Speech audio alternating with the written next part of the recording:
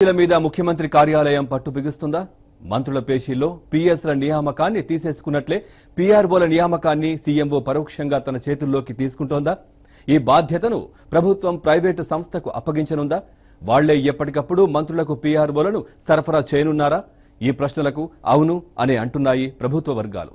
మంత్రుల శాఖల నియంత్రణలో పెట్టేందుకే ఈ చర్యలు తీసుకున్నారని ఒక వాదన వినిపిస్తున్నా, గత ప్రభుత్వం హయాంలో పీఆర్ఓల సెటిల్మెంట్లు, వారిపై వచ్చిన అవినీతి ఆరోపణలు కూడా ఎందుకు కారణమని తెలిపాయి. పీఆర్ఓల వ్యవస్థను సమూల మార్పులు చేయాలని, దానిని అవుట్సోర్సింగ్ ఇవ్వాలని ప్రభుత్వం భావిస్తోంది. పీఆర్ఓల విషయంలో కొత్త విధానం తీసుకురావాలని, కార్పొరేట్ కమ్యూనికేషన్ పేరిట అవుట్సోర్సింగ్ ప్రాతిపదికన ప్రైవేట్ సంస్థకు బాధ్యతలు అప్పగించాలని యోచిస్తోంది. టీఆర్ఎస్ తొలి ప్రభుత్వ హయాంలో 4.5 ఏళ్ల కిందట సీఎం సహా 16 మంది మంత్రులకు పీఆర్ఓలను నియమించింది. పనితీరు, శాఖ స్వభావాన్ని బట్టి వీరికి 45,000 రూపాయల నుంచి 70,000 వరకు వేతనాలు ఇచ్చారు. భారీగా వేతనాలు తీసుకున్న 4 చేతులా వెనకేసుకున్నారని వీరిపై ఆరోపణలు వచ్చాయి. అప్పట్లో ఒక్కో పీఆర్ఓపై ఒక్కో రకమైన అవినీతి ఆరోపణలు వచ్చాయి. కొందరి విషయంలో బహిరంగ విమర్శలు కూడా తప్పలేదు. దాంతో సంబంధిత మంత్రులు కొంత ఇబ్బందికర పరిస్థితులను ఎదుర్కొన్నారు.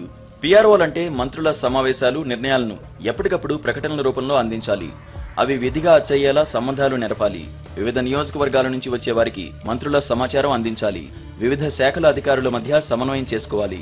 అయితే ఇటీవల వచ్చిన ఓ సినిమాలో పిఏ గారి ఎమ్మెల్యే అని, ఎమ్మెల్యే దగ్గర పనిచేసి ఎమ్మెల్యే కంటే కాస్ట్లీ ఇల్లు కట్టుకున్నాం అనే డైలాగులు పాపులర్ అయ్యాయి.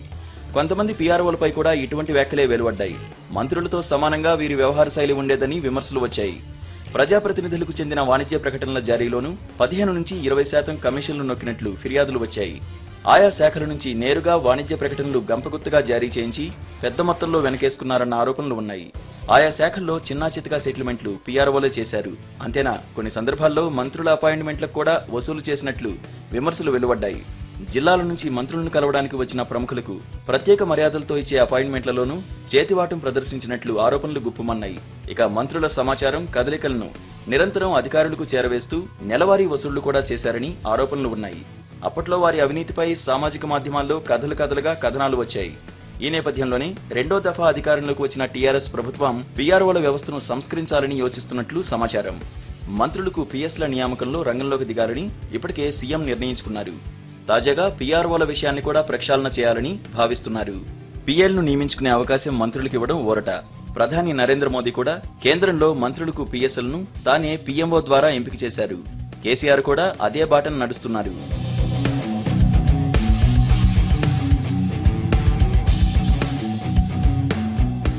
ఓ యువ మంత్రి వద్ద గత హయాంలో పనిచేసిన పీఆర్ఓను చూస్తే అధికారులు కూడా బెంబేలెత్తారు.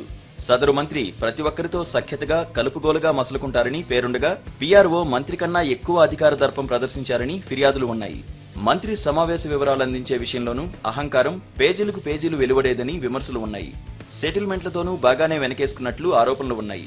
ఈ పీఆర్ఓ మంత్రిని కల్పించినందుకు కూడా డబ్బులు తీసుకున్నట్లు ఆరోపణలు ఉన్నాయి. పైగా సచివాలయ జర్నలిస్టులందరి నెంబర్లు బ్లాక్లో పెట్టి వివాదాస్పదుడయ్యారు. మరో మంత్రి వద్ద పనిచేసిన పీఆర్ఓ ఏకంగా పోలీసులకు వార్నింగ్ ఇవ్వడమే కాకుండా పలు సెటిల్మెంట్లలో ఆయన పాత్ర వెలుగులోకి వచ్చింది.